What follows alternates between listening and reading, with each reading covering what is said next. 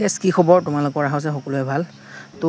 বহুতে মোক কমেণ্ট কৰি আছে কি যে মই অগ্নিবীৰ চাকৰিটো কেনেকৈ পাইছিলোঁ আৰু কিমান নাম্বাৰ পাইছিলোঁ কষ্ট কিমান কৰিছিলোঁ ঠিক আছে চোৱা লাইফত মই যেতিয়া এপ্লাই কৰিছিলোঁ বহুত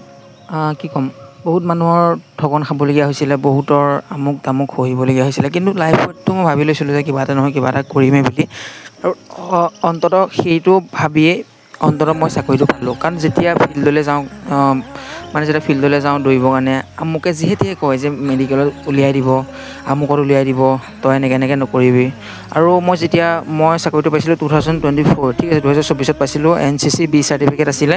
আৰু হাই ছেকেণ্ডেৰী পাছ কৰিছিলোঁ তেতিয়া মোৰ 2024 মানে মই চিলেক্ট হৈছিলোঁ আৰু অগ্নিবীৰ কাৰণে ঠিক আছে তাৰপিছত ট্ৰেইনিং কৰিলোঁ ঠিক আছে ট্ৰেইনিঙৰ আগত চাকৰিটো নোপোৱালৈকে বহুতো লাইফটো কি ক'ম আৰু বহুত তেনেকৈ চলিবলগীয়া হৈছিলে কাৰণ চাকৰি এটা বিচাৰি আছিলোঁ ঠিক আছে কাৰণ মোৰ এইটো ফাৰ্ষ্ট এটেম্প আছিলে বয়স হোৱা নাছিলে বেলেগ চাকৰিৰ বাবে SSC দিম বুলি ভাবিছিলোঁ কিন্তু SSC কাৰণে মোৰ বয়স হোৱা নাছিলে ঠিক আছে আৰু মই ফাৰ্ষ্ট ইয়েৰতে লৈছিলোঁ NCCটো যদি ক'বলৈ যাওঁ ফাৰ্ষ্ট ইয়েৰত মই লৈছিলোঁ NCC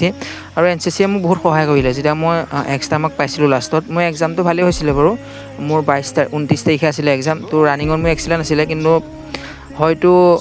ফাইনেল মেৰিট লিষ্টৰ নাম অহাত NCC যোনখন চাৰ্টিফিকেট সেইখনে মানে মোক বহুত সহায় কৰিছিলে ঠিক আছে তো NCC চাৰ্টিফিকেট তোমালোকক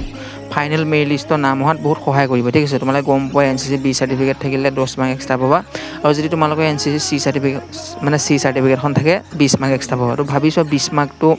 কিমান এটা সহায় কৰিব মানে ফাইনেল মেৰিট লিষ্টৰ নাম আহিবৰ বাবে তো তোমালোকৰ বাবে ভাল কাৰণ এটা হেল্পফুল হ'ব তোমালোকৰ বাবে কাৰণ যদি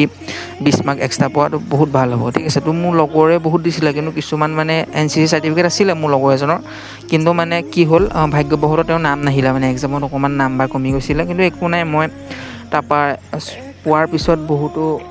সপোন যি ভাবি থৈছোঁ সেয়া যাতে পূৰণ হ'ব বুলি ভাবিছোঁ তাৰপিছত মই ৰানিঙতো এক্সিলেণ্ট আছিলে তাৰপৰা ৰানিঙৰ পিছদিনাখনি মেডিকেল হ'ল মেডিকেলত পাছ কৰিলোঁ তেনেকৈ লাহে ধীৰে চব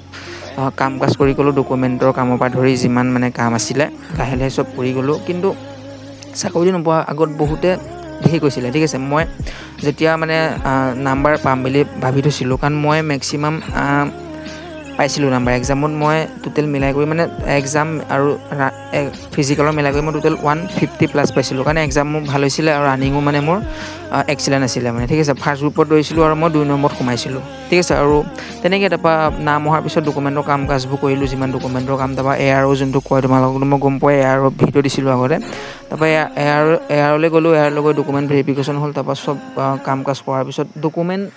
বনাওঁতে অলপ অসুবিধা হ'ল কাৰণ বহুতখিনি ডকুমেণ্ট বনাবলগীয়া হয় গম পোৱাই আৰ্মি ডকুমেণ্ট ভেৰিফিকেশ্যনৰ কাৰণে তাৰপৰা ইফালে গ'লোঁ সিফালে গ'লোঁ তেনেকৈ আৰু লাহে ধীৰে চব বনালোঁ বৰষুণতো মাক চাইকেলত উঠাই কাৰণ তেতিয়া বাইক স্কুটি নাছিলে কাৰণ মই হাই ছেকেণ্ডেৰীৰ পিছত যোনখন স্কুটি পাইছোঁ AC স্কুটি এখন তোমালোকে গম পোৱাই ঠিক আছে আৰু বহুতে মোক কমেণ্ট কৰি আছে কি মোৰ হাই ছেকেণ্ডেৰী কেনেকৈ পাৰ্চেণ্টেজ আনিছিলোঁ তাৰ ওপৰত ভিডিঅ' বনাবলৈ মই পিছত বনাম তোমালোকৰ বাবে যে মই কেনেকৈ মানে AC স্কুটি পাইছিলোঁ এইটো পিছত ক'ম কিন্তু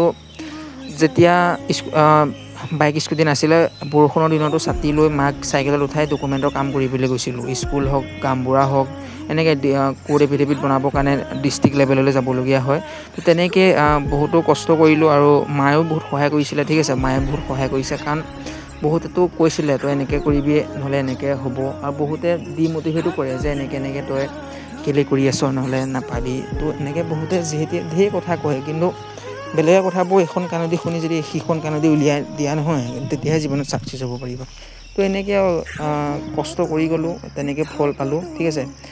তাকে তোমালোকক মই কৈ দিম বুলি ভাবিলোঁ অডিঅ' এটা যোগেদি যে বহুতে মোক কমেণ্ট কৰি আছে কিমান নম্বৰ পাইছিলোঁ মই টোটেল 150+ পাইছিলোঁ কাৰণ এক্সামতো ভাল হৈছিলে আৰু ৰানিং ফিজিকেলতো মোৰ এক্সিলেণ্টে আছিলে ঠিক আছে তেনেকৈ তাৰপৰা চাকৰিটো পোৱাৰ পিছত এনেকৈ পূজা পাতল কৰিলোঁ পূজা পাতল কৰি আহিবৰ যোনবোৰ প্ৰস্তুতি সেইবোৰ চলালোঁ লাহে ধীৰে প্ৰস্তুতিবোৰ লাহে ধীৰে যিমান প্ৰস্তুতি আছিলে চব লাহে ধীৰে চলালোঁ তেনেকৈ আৰু লাহে লাহে চব কাম কৰিবলৈ ল'লোঁ আৰু পিছত যিমান লগৰ আছিলে সিহঁতকো মিছ কৰিলোঁ যেতিয়া ট্ৰেইনিং চেণ্টাৰলৈ আহোঁতে চবকে বহুত মিছ কৰিছিলোঁ আৰু এনেকৈ লাহে ধীৰে প্ৰথমত আমাৰ বৌহঁতৰ দোকান আছিলে তাত মই বস্তু অনা নিয়া কৰোঁ দোকানখন তোমালোকক মই দেখুৱাই দিছোঁ এইখন চাইকেলত মই দোকানত বস্তু অনা নিয়া কৰিছিলোঁ আৰু আজি মই তেনেকৈ কষ্টৰ ফলত ছাকচেছ হৈছোঁ ঠিক আছে।